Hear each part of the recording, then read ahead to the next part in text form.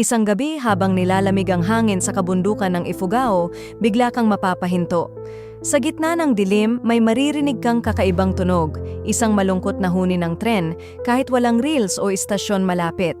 Sabi ng matatanda, may nawawalang tren na minsang sinubukang itayo ng mga dayuhan noong panahon ng digmaan, ngunit biglang naglaho ang buong proyekto at lahat ng manggagawa.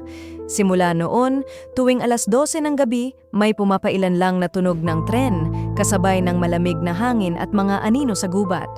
Ilang magsasaka ang nagsabing nakita nila ang mga ilaw ng tren na dumadaan sa gitna ng palayan, pero paglapit nila, nawawala ito na parang bula.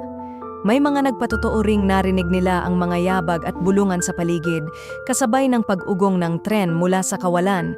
Ang ilan ay nakakita ng mga aninong naglalakad sa mga lumang rails na hindi naman talaga nandyan. Hanggang ngayon, walang makapagpaliwanag kung saan ito nanggagaling o kung ano ang tunay na nangyari sa nawawalang tren. Ikaw, handa ka bang marinig ang huni ng nawawalang tren kapag sumapit ang hating gabi? I-share mo kung may karanasan ka rin sa mga kababalaghan sa bundok.